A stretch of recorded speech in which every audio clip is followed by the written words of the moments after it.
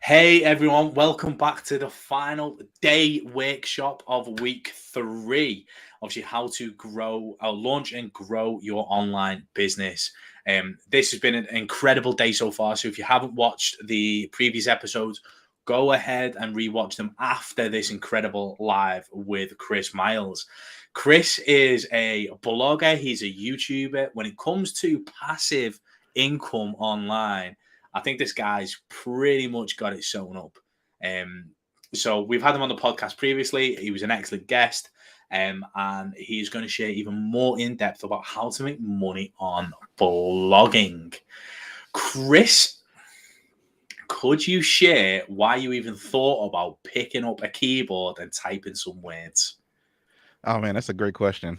So, I first got started with this stuff. It was just me and my wife, and we were making just enough money just to get by. It wasn't anything ridiculous. We both had day jobs, and that was us. And then finally, we found out that we were pregnant with our first son, Benji, and my wife sat me down and told me that she wanted to quit her job so that she could take care of him full time. And I remember like thinking, "Wait, we can't do that. We can't afford this. This is not going to happen. You're gonna at least have to have a part-time job or something." And she sat me down, looked me dead in my eye, and said, "You need to figure this out." So I was like, "Oh gosh," had to put on my big boy pants like really quick. So going through the whole process, I went online. I did what most people do. Googled how to make money online. Stumbled across a lot of garbage. Unfortunately, there is a lot of trash out there. I eventually stumbled on affiliate marketing and blogging, and it's been history ever since. Do you know, I absolutely, and the reason I asked for this story again is because I love it. Like, I absolutely love how your missus sat you down and looked at you and went, "Figure this out." You're like, especially because it's like we're in a system like that help, like it doesn't support this type of, oh, let's just go make more money. Like Yeah, we're not trained to do that. That's not what part of like our whole conditioning has been throughout the whole of school. So for your missus to sit you down and go, I am quitting my job and you're going to figure this out, like the only way I can sort of imagine is like cheers, love.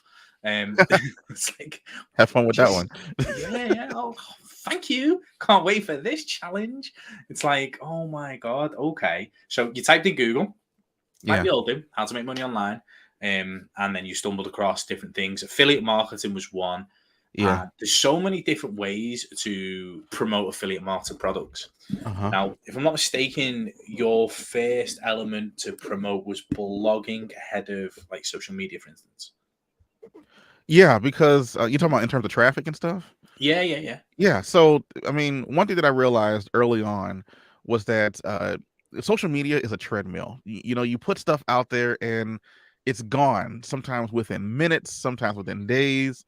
And you're just trying to continuously feed the beast, and whether you're creating, content for Facebook or content on Twitter or even Pinterest, all of these places, to me, those places are a waste of time, to be honest, in terms of posting content to try to build a sustainable business. So when you can get great affiliate programs that can pay you all types of money, right? But it's really all for naught if you can't find a way to get the right eyeballs in front of those offers, right? If I have a room full of lawyers and I'm trying to sell them a stethoscope, it's not going to work. Mhm. So you have to get the right eyeballs on there. So, uh, and that's really the part about affiliate marketing that a lot of these, YouTubers and stuff kind of leave out, the gurus and everything. Mhm. And because of that, I stumbled across blogging. And what I realized was that when you can create a blog post and it can rank number one, it usually ranks number one for years. And I mean, years. I have blog posts that I posted back in 2017, 2018, and it still ranks number one today and still generates revenue. How many things are there that you can invest time and money and literally 4 and 5 years later, it's still paying you back? So that's kind of how I started falling in love with what blogging actually can do. And I absolutely love that because like we've had people on here pushing live video marketing, which is actually not a problem. We've had people pushing DM sales or like social media marketing, obviously to generate their sales as a business owner. You went completely the other way. And a question I want to ask because of the conversation I've just had, How did you cope? Because obviously blogging and search-based marketing is a longer term game. How did you cope with creating content and not getting paid so fast? Yeah, it's not easy, Brian. It's not easy, because that's probably one of the hardest parts of really building any business. I mean, it does make a difference in blogging, but really with any business, it's going to take time for you to get that snowball rolling, right? And specifically with blogging, because you create content and then you wait, and you create more content and then you wait. It's not working a 9 to 5 and getting paid in 2 weeks, and because of that, not getting that instant gratification, a lot of people end up giving up. And usually around that, if you get started with blogging, this is from teaching a lot of people and showing a lot of people how to do this stuff. Around the 3 to 4 month mark is when people start to drop off. But Mhm. usually with blogging, if you stick with it, around the 5 to 6 month mark is when you're going to start seeing some movement within your site. So a lot of times people are just giving up way too soon. So what I did to try to get myself through that, that problem that existed, was always surrounding myself with there's an old quote that you're the average of the 5 people you're around. So Mhm. I started just looking at message boards of people who had already been successful, other types of success stories, YouTubers, definitely podcasts. Podcast has been huge, and seeing other people who are literally just a year or two in front of me, where I was at the time, and then just looking at their story, looking at what they've been able to accomplish, and thinking to myself, okay, if I just stick with it a little bit longer, then I can at least get into where they are. And Mhm. it's worked out that way so far. Okay, because that is like I always say, like business is long term, and when you come into these things, obviously 9 times out of 10, it's because you want to make more money now, and the people who come in with that mindset and stick with that mindset are like, I find like if it doesn't work for them, as you say, they're gone in 3 months. Yeah. I seen a video the other day where it's like 5 million people in the US started a business this year. Wow. 5 million. And 95% of those people will not be sticking around in 3 months' time. No. That's crazy, crazy numbers. But for the people who do, like, for instance, like, how long you been doing this? Since about 2015, 2016 officially. Right, okay, sound. So you've at least got 8 years, like, and you're still here. But the biggest thing in your, and this has got to be crazy because you had a 9 month deadline. Like, basically, this is so cool. And the reason I say it's so cool is because it's like, you set up your blog and you started creating content and you knew you weren't going to get paid straight away. Yeah. You knew it was going to take a few months. So that is discipline. That Yeah. is crazy, insane discipline and mindset. But for people who create businesses offline, online, doesn't matter. Like, you may not get a sale for 6 months. You may like, and don't get me wrong, like in the last video that we've just spoke about with James, like he spoke about how to try and speed that process up through DMs, etc. Which obviously is it's a constant, but it's a constant That it's not flow. very passive either. It's not very passive. Whereas the blogging is a case of, yes, it took more time. You picked a business model that was like, I'm not going to burn out, but I am going to have to wait. Yeah. It's it it wasn't easy. You're usually writing content and you're literally writing to nobody or a ghost town of people, because you're just I think Google has this what do you call it, prove it period is what I call it, right? Where you have Mhm. to create the content and then they want to see if you're going to be here for the long haul. Are you here actually to be helpful, or are you here just to make a quick buck? And when you're able to prove yourself past that, then that's when Google starts to really reward you with a ton of traffic. And sometimes when I'm talking to somebody and they'll mention, I'll say, "Oh, how long does this blogging thing take?" And me personally, it took around 18 months to be able to replace my income. So, and that's fast, actually, right? So I would tell people, give it at least a year before you even make a decision as to what to do next. But 2 years max, if you really buckle down and work on it. And they'll think, man, 1 year, 2 years, that takes way too long. And then I'll ask them this: well, what was your original plan? Was your original plan to work a job for 30, 40 years and then retire and hope that you had enough money and health to be able to enjoy it? Well, if anything less than 30 years, I'm helping you out right there. And I'm not even talking 15. I'm talking like 2, 1 or 2 years of really just buckling down and trying to figure out this blogging stuff. and you can set yourself up for the rest of your life. I absolutely love that, and you're right. Obviously, like and people do it all the time in sales in general, don't they? They go right, okay, it's going to cost you 10 grand. Okay, oh fucking hell, 10 grand. And you go, Yeah, yes, but if I'm going to help you make 100, is 10 grand worth it? And exactly. it's basically saying like, obviously, for people who are so interested in passive income, I feel like the people who they don't want to have to do the hamster wheel scenario. They don't want to have to trade a day job for a digital rat race. They don't like they're looking for that like consistency. It's not laziness, it's delayed gratification. Now you said it took you 18 months to replace your income. And then like for instance, how much did it take or how long did it take to double your income? Oh, to double my income? It was probably around 2 years. Probably. It got to the point to where it was a waste of time to go to work because I could have taken that 8 hours. Really, not even really 8 hours, more like 10 to 12. That I could have taken that time and then just use it on the business and then working on there and then trying to increase the revenue for it. And once I had gotten to the point to where I had pretty much tripled what I was making at that job, that's when I was just like, okay, I don't think I need the job anymore. And I didn't quit immediately, but a situation popped up where they took away a vacation that they had already approved, kind of ticked me off, and I was like, you know what, I don't need you, So I went ahead and put in my resignation right there. Boss's jaw dropped; he couldn't believe it. And us as employers or employees, really, we have more power than we really think we do. Because I remember my boss just being like, "Wait, no, you can't leave," and then now he's begging me to stay 2 more weeks to help him out with some go live that they were going with, and I was like, "No, I'm good. You'll be able to figure it out." And I Nah. split. And do you know what? Like, I want to paint this picture and make it clear for people who are watching. Like, yes, it took you 6 months to start seeing results or slow results. It took you 6 months. Yeah, It took you another 12 months to double your income.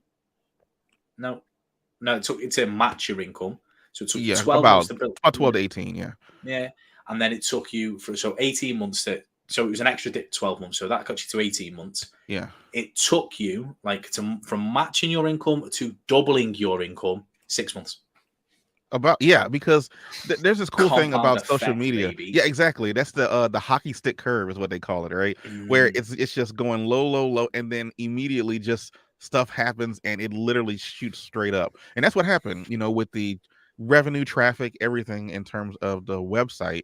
So you just had to that hockey stick would have never happened if I gave up in month 3, in month 4, right? mm, So I mean, it's hard to say that it'll only not work if you give up, but that's mm. kind of how it is. There's this old video, not video, but a picture of these two guys who are like digging and underground, and then they have the Yeah. one guy who's digging, and he gives up, and he takes his pickaxe and he turns around and he walks away.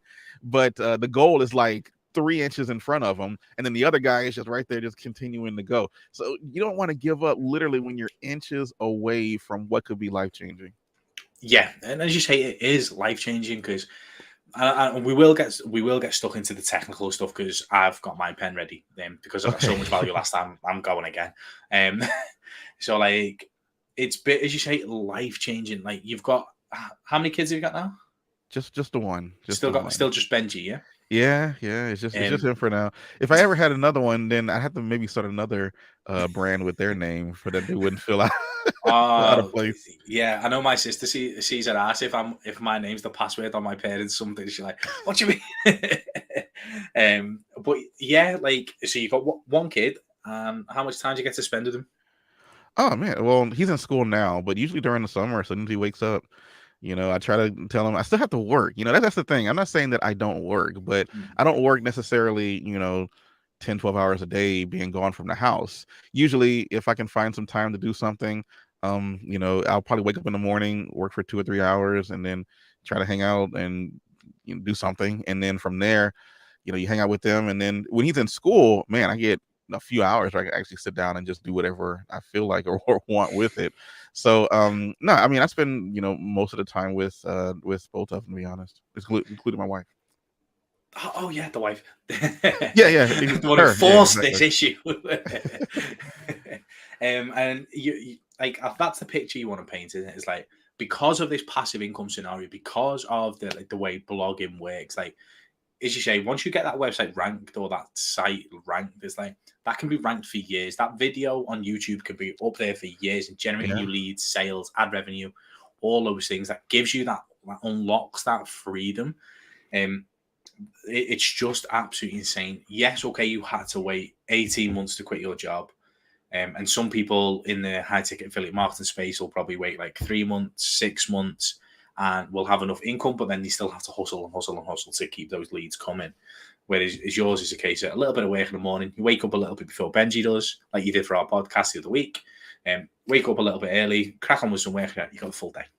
Yeah. Done and dusted. Right. And there's times I remember one time, and actually this happens often because right now I'm a little under the weather, so we're playing injured. But there's times when uh I remember one time I had what do you call it, gotten really sick. What was it? Food poisoning I had gotten. So food poisoning is like totally random. You don't expect it to happen, it just happens. No. And I was sick like a dog for like 3 days. And I think it was Friday, Saturday, Sunday. When I finally had enough energy to get up and see what was going on one of my websites and what the business had done over the week, I didn't touch it at all. And the business still generated more money that weekend than it did the previous weekend. And it's like, wow. And I wasn't even there. So anytime you create content, whether it's a blog, whether it's a YouTube, whether it's podcasting, those are the three that I like the most, by the way. They really are helpful in creating another you that's out there that's always talking to somebody. And since you're always talking to somebody, you're always in a position where you might be able to get someone to purchase a product in which you were an affiliate of, or if you have your own products. It really is a great business model today. Yeah, most definitely. So talk me through like the process to get a blog ranked. Yeah. So a lot of the information that you need in order to get a blog ranked requires that you do some research prior. You can't just jump into it and just start writing. Back in the day, back in 2008, maybe, when people were blogging online, they were blogging about what they ate that morning for breakfast, or they blog about where they, what workout they did at the gym or something like that. That type of blogging is dead. You might have someone say, "Oh, blogging's dead. It doesn't work anymore." Yet that type of blogging is dead. Nowadays, the type of blogging that's still there is the type of blogging that requires you to actually look at what's called the search intent. So when someone is um, blogging something, they want to answer a common question that's out there on the internet that people are looking for. Because when you think about what Google really wants, they want you to answer questions. When you go to Google, you generally have a question that you need to ask, and then hopefully it pops up and you get as much value from the answer as much as you need. And sometimes, and I know this has happened to me, you might go on Google, you Google something, and the answer is not really apparent. So then you're digging through 5, 10 websites, maybe a couple of forums, trying to figure out what Johnny123 has to say about this problem or that problem. And it's not a very good experience. In fact, the next time I have an issue, I might not use Google. And that's not what Google wants, right? They want to provide the best answer to the question as fast as possible so that you can use Google again. And when you use Google over and over again, then you're going to end up being exposed to more advertising. And if you click on an ad, then the creator or Google gets paid. That's how they make their money for the most part. So it's the Google's best interest to provide the best answer possible for all questions. So start looking for a topic that you enjoy, a topic that you don't mind creating content on, and look for the common questions in that space and then start creating content on that. And usually when you work on that and use a couple of what are called keyword research tricks, or like a keyword is just basically the term that you're creating the content on or based around, and you start learning a couple of tricks on how to find what is being searched online, you can create content, put it out there, and within days sometimes it can be on the first page of Google and getting you traffic to your site. Okay, so obviously we spoke about the keyword research section, which is obviously it's absolutely vital. And you mentioned some tools. Like, what tools would you use in your keyword research phase? Yeah, so there's a lot of tools out there, and there's always a question as to which one's the best, right? The one that I use the most happens to be called Keyword Chef. Keyword Chef is created by a guy I know named Ben Adler. It is an amazing platform that literally looks for common questions in whatever keyword that you happen to be looking at. And what it does is it goes to Google, and I believe it's how it works. It goes to Google and it looks at what's called the PAA, or the People Also Ask section. So when you Google something, on that first page, you might see a couple of lines of common questions. And this tool knows how to look at those and figure out all of those that are related to whatever keyword search term that you happen to be searching for. But it goes a step further as well. So Keyword Chef will also look at the first page of Google and analyze whether there is low value content on the first page. And based on what we were talking about earlier with what Google is actually looking for, if you can find low value content that's ranking on the first page, that's basically Google saying, this is the best I got. This is the best that I have to try to answer this question. So the tool, Keyword Chef, actually allows me to figure out what questions are out there, but also see how bad the content might be on the first page, which means I can come through, create something much better that answers the question very succinctly, to the point, without wasting people's time, no fluff or anything like that. And usually you get on the first page of Google just by doing something that simple, finding the opportunity and then creating good content. So we've got Keyword Chef to help you find the relevant keywords. Now, in terms of so we found the keyword, we know what we're going for. For instance, it could be how to make passive income online. Obviously, I know that's a long tail keyword, but for instance, let's go with that one. What would you do next? So number one, I would go to Google and see what's ranking out there. Now, something as how to make passive income online, that's going to be a pretty competitive keyword to go after. Because think about it. If you were to rank on the first page for how to make passive income online, you have the opportunity of making a lot of money, right? Because for me, when I was first going online, I probably could have typed how to make money online or how to make passive income online, and I would have stumbled across this, and I would have tried anything that was there on the first page, which means you probably would have gotten an affiliate commission from that. So because of that, a lot of people go after it. So it's very, very competitive. So in that particular situation, I would go to probably have to do a little bit more in terms of what's called competitive analysis. I don't want to go too deep into it, but I want to see what kind of backlinks that particular page has. Are they good backlinks? Is it something that I can recreate and actually add to the conversation, be a little bit better than what's already out there, and then get some supporting evidence from other websites to link to it as well, and then try my best at ranking for it. So something like how to make passive income online, that's going to be a pretty tough keyword to rank for. But something that's a lot more simpler is, how to fix my golf slice. Not as many people are looking for that, but enough people are looking for it to where if you're able to rank on the first page, you can then promote a training program that shows you how to fix your slice or this, that, and the other. And now you'll be able to get some passive income that way. So the first thing does come down to just doing some good keyword research and seeing if you even have a shot at ranking for it at all, or if it's not worth the time and the effort. And then you might be able to go after something that's a little less competitive. I hope that made sense. No, makes perfect sense. And that's why I was like, I picked that topic at random, obviously, passive buddies and all that. Obviously, it could be a different keyword that means the same sort of thing, or a long tail keyword, like that scenario. But basically, what you've done is so Keyword Chef has identified something that obviously a potential. Then you'd go and do the competitive research and look at the backlink. Now, you mentioned backlinks. So I'm going to revert back to that a little bit later. So we've picked our topic. Competitive research says, yeah, you've got a shot at this. Okay, good. Okay, cool. Now what? All right. So now that I have a shot at ranking for it, that means I can put forth the resources to create the content, right? So now what I'll do is start trying to construct the content. So I'll think about what I want the headline to be. I'll need to figure out what's called the search intent for that particular keyword. And one of the best ways to do that is just to Google it yourself, that particular keyword, and then look at what other pages are saying about that particular topic. So for example, the one you were just using, how to make passive income online, that might be something like, you might see someone say how to do it without wasting a lot of time, or how to do it with no money, or something like that. So I'll look at each one of those topics and then try to see, okay, these are the things that are on the first page of Google. So Google is telling me this is the best that I have out there, and this is the type of stuff people are looking for. So now that I've determined that people are trying to look for how to make passive income, but they also want to do it without spending any money and without spending a lot of time. I would then add that in my title somehow, and most likely make that a section within my article as well. So I'll say something like how to make passive income online with no money and only an hour a day, or something like that, right? To give it a nice little clickable, way about it, so that people would click it and actually go read the article. Then from there, I would look at different ways that you can actually make money online that are legitimate, and most likely ones that you've hopefully tried in the past, so that you can speak intelligibly on it, right? Don't just want to just make up stuff. You want to give something real, because usually people can notice when you're just being fake with them.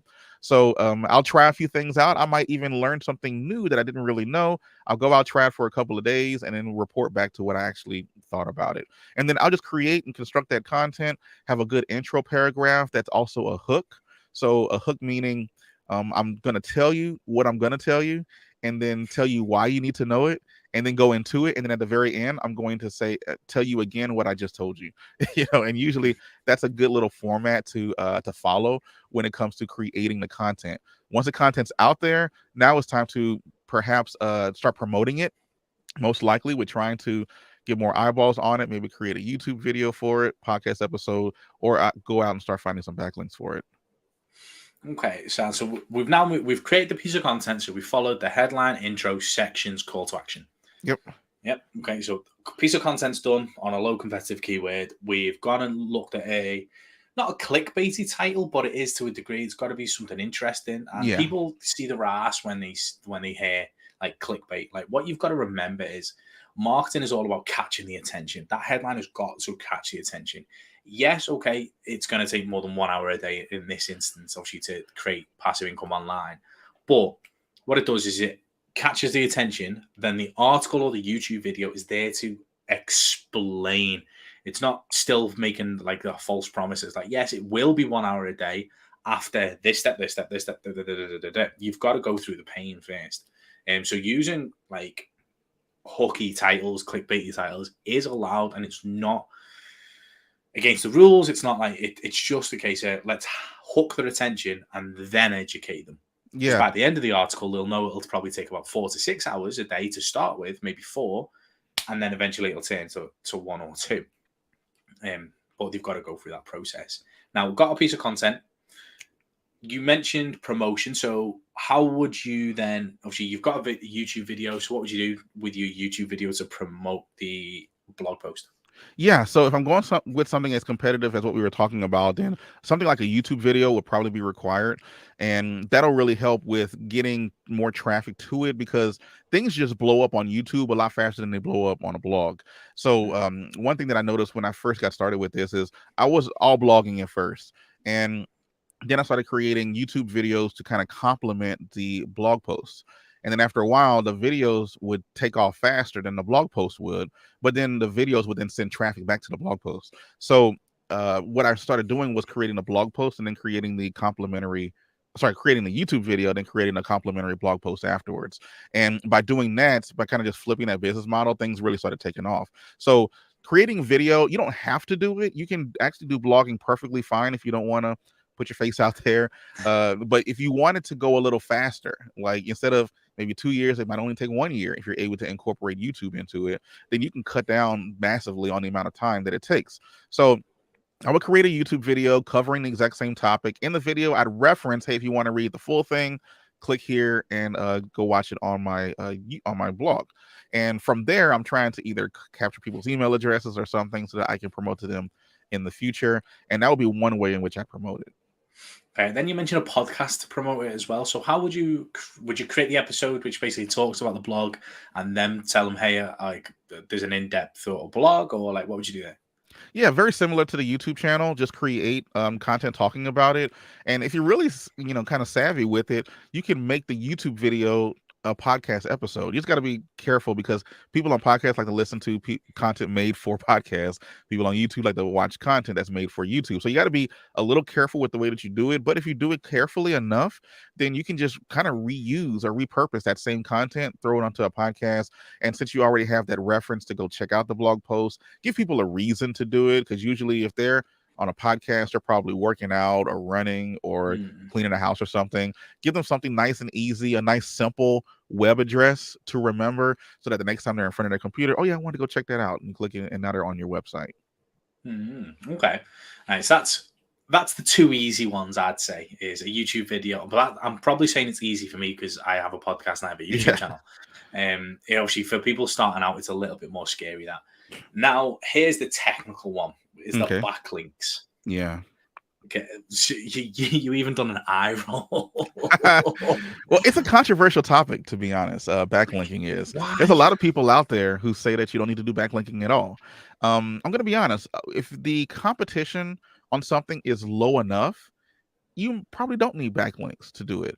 And depending on the topic itself, it may not warrant the time needed to go get a backlink. And usually when people are brand new with blogging, they hear about all about the backlinking that they might think is required. So then they'll, create, a blog, put 3 articles out there, and then start doing backlinking. And that doesn't necessarily work, because when you're reaching out to other brands and you're saying, hey, I got this awesome post that I want you to link to, or whatever reason like that, they're going to go to your site, see 3 articles, and be like, oh, this isn't legit. That's not real. So I like it when, I show people to create a website, get 30 to 50 articles on there as fast as humanly possible, as fast as you possibly can. And then once that's you have a foundation that's there, answering low competition keywords that may not require backlinking, so that you can at least start getting some traffic, getting on the first page of Google for some terms, and getting traffic to your site. Then start going out to other brands and saying, hey, I have this website, we talk about this and that, maybe I could talk about this on your website. It has to be a relevant website, but you say, hey, maybe I can write you a post. I would have then at that point had already looked at their website, saw what content they're not covering, and then recommended me to write an article for them to cover an article. Because a lot of times a website, if you're going to create content for me, that's awesome. You mean I don't have to pay for it, and I can create and still get some traffic to the site? That's amazing. But now, if I can use what's called guest posting, I can now create my own post, put it on their website, and in that article, I'm gonna link back to my website as many times as I possibly can without being spammy with it, obviously. But that's a great way to get backlinks to some really high authority type websites, which will then, in Google's eyes, help your whole website kind of, rising tide raises all ships. It really helps with that. Okay, right, Sam. So we've got the backlinking. So backlinking is like, how do you find the people to reach out to? Yeah. So usually what I would do is to go to a place like Hrefs, which is a great keyword research tool. It's probably the best one that's out there. They're a little pricey, so you do have to be careful. What I normally do is I'll sign up for like 1 or 2 months to get all the information that I need and then turn it off. So I'll go to Hrefs and I'll start looking at my competitors, and I'm seeing who are reaching out to them. And then from there, I try to go to those websites. And as long as it's relevant to my niche, then I'll try to find the content manager or someone there who's controlling the blog on the website, and then try to reach out to them. And then you have to give value. You can't just do it just to do it. Hey, why don't you link to my site? That's not going to get anyone to do it, because it's going to take time and effort for them to do it, where and they get no benefit from it. So usually what I like to do is just craft a nice little email saying, hey, I was reading this post on your website, I really enjoyed it, it was great, yada yada yada. Get some type of value for what I'm noticing on their site. Then from there, I'm going to pitch to them, hey, I noticed that you weren't covering this topic or this topic, and I'd love to cover those topics for you. I have a couple of articles that you can check out on my site right here. And that's just so that you can show them that, hey, I know how to write. And then here are a few topic ideas that I think would go well with your audience. And then give them like 3. I don't probably no more than 3. 3 is just a good number. I don't want to give like 10, because then they'll be like, oh, that's way too many. But normally give like 3 options, and then they'll choose one of the options most likely than not. And then you can create that content and then get it onto their website. And that's just called doing cold outreach. It's a little labor intensive, but it does work pretty well. Another option that I like to use is what's called reverse outreach. So usually when your website gets to a certain size, other sites are going to start noticing you, and they're going to start emailing you asking to put guest posts on your site. So when they do that, I usually email them back and say, hey, we're not doing any guest posts right now. However, I can add a relevant link to one of my articles pointing to your site if you can find one for me on another site that you might be writing a guest post on. And then that's a real good way to get a backlink to your site without really doing anything other than sending a couple of emails. And I've been doing that now with my Project Colvin site, which is a case study I'm running on my channel. And I've been doing that now for about since May. So about what, 5 or 6 months. I've gotten like 7 backlinks just doing that. So for some from some pretty high authority websites, and it might have taken 20 minutes worth of emails to get that taken care of. So I'm loving that option in terms of building backlinks to a site as well. Nice. Okay, Sam. So the second one, just to break that one down, because I've written the first one down very intensely. So the second one was when people reach out to you to guest post on your site, you knock them back and Yeah. then tell them, hey, I can put a link on my site for your site if you can put a link for my site on someone else's site. Correct. Yeah, usually in situations like that, these are agencies that are reaching out to you on behalf Mm, of that business. So they already have this long Rolodex of websites that they can usually reach out to and get a link for you. So what I'll try to do is just reach back out to them and say, hey, we don't really do any guest posts. However, I'll give you a do follow. I don't want to get too technical. A do follow link on my site to the site that you're trying to get a link for. If one of the other hundreds of blog posts that your agency happens to be writing, just insert my link in one of those sites as long as it's irrelevant to my niche, and then link back to this article or link back to my website in general or something like mm, that. And you usually get some pretty easy links because it saves them time, it saves them money because they don't have to worry about creating a guest post, and they mm. still get the what's called the link juice or the authority from one site to the next, and all they have to do is just drop my link somewhere else. So I'm leveraging the fact that what they need to do, and then kind of insert myself in the middle so I can get a backlink from it. I love it. So that's sort of like, so you've written the post. Yeah. You've then obviously put a YouTube video together. You put a podcast together. You're talking about that. Obviously, if you're a personal brand scenario, which most online business owners are now, because of the strengths on personal brand. Then from there, you're then trying to get other people to promote that type of video, yeah, Yeah. or not video, sorry, blog. I know what you meant, the blog post. Then what? Oh, so okay. So once you go out and you've gotten all of the traffic, or not the traffic, but the backlinks and everything, you kind of just are in a holding pattern with Google because you're waiting for the links to show up, because you're waiting for the links to kind of infuse some of that authority to your site and then start raising the site in the traffic in terms of Google. So once you get the traffic to Google, now you would have hopefully at this point started the affiliate marketing section of it, because if this post is a good enough post and is getting eyeballs on it, the people who are finding that post are interested in something, and you just have to try to tap into what it is they would be interested in that they might be willing to pay money for. So for example, we were talking about how to make passive income online. Someone who's looking for that might be interested in a course on how to build passive income online. So in that blog post, one of my options might be, hey, why don't you check out this course right here? It's free to start, yada yada, whatever. And then once they sign up for it, they're going to click on my affiliate link, and then hopefully they are impressed with the program enough to the point to which they go ahead and buy it. And when they buy it, I get an affiliate commission from that. So at that point, it's once you get the articles ranking on Google, it's time to start monetizing as quickly as you can. Got it. And what sort of, like, I know there isn't many hacks, obviously, to try and speed that process for ranking up. But like, is that because you said like sometimes every rare occasion you can get one to the top of Google in a few days? Yeah. What needs to happen for that to happen? Yeah, so you can usually, it has to be ultra low competition is kind of what I call it, right? And that tool I was telling you about earlier, Keyword Chef, that's what's going to help you find that low ultra competition keyword. And that's the thing is, again, when you Google something and Google spits out what it has, that's the best Google has. If the best Google has is trash, then that means you can create something that's better, and the cream's going to rise to the top relatively quickly. There's been times where I've written blog posts and within hours it's on the first page of Google getting traffic. So it is possible. You may not be able to do that with a brand new website that you just started yesterday, but once you've actually had the website for a little while and you've gotten some authority to it as well, then you can start ranking literally within minutes to hours, depending on the amount of competition on there. It's not guaranteed. I'm not saying that you go out there and create it, you're going to immediately be on the first page. But the longer you do it, the more authority your site ends up getting. Then you have the beauty of being able to create content and getting it ranking relatively quickly.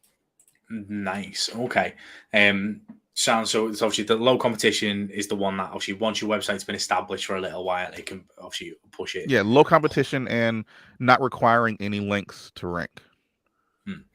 Okay, got it. Right, sound no problem. Now, this was actually one of the hotter topics that people were interested in inside the Facebook group, and people were really like, "I want to learn about blogging." It's like, how can I do it? Da, da, da, da, da.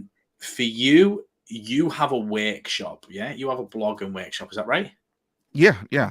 So if you go to, if I can do my gratuitous plug here, go to 100% me, because the link's going to be below anyway, I think. yeah, if you go to bloggerrevolution.com/workshop, I have a training there that basically talks a little bit about my story on how I was able to kind of what we talked about on the onset, talking about how we were able to create a passive income with blogging and being able to have my wife quit her job and then me quit it a few months afterwards. And then how I did that literally step by step using affiliate marketing and SEO or search engine optimization to get these articles to rank as fast as possible. And the whole process works pretty well. And just by going through it, it's a ton of value. A lot of people run through it and like, man, this is like one of the best videos ever. So go ahead and check it out if you'd like. And like Brian mentioned, there is a link down in the description.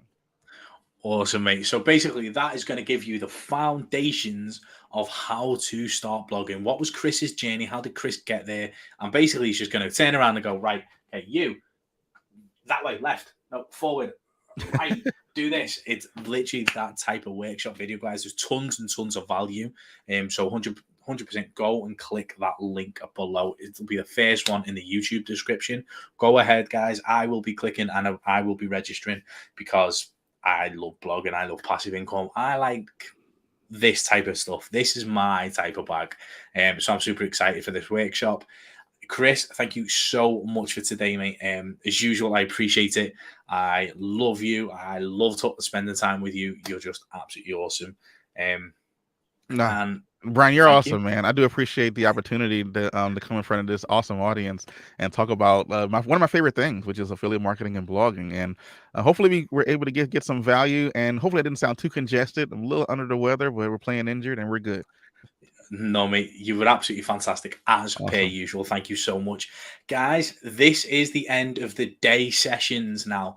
I know it's still very early in the morning over in America, but this is like the end of the day sessions now. We're going to take, I'd say, a quick break, but we're going to take a break of a fair few hours, and we are back with Nathan later today. So 100% subscribe to the channel, join the Facebook group, obviously, so you can get all the updates, and I'll see you guys on the next video.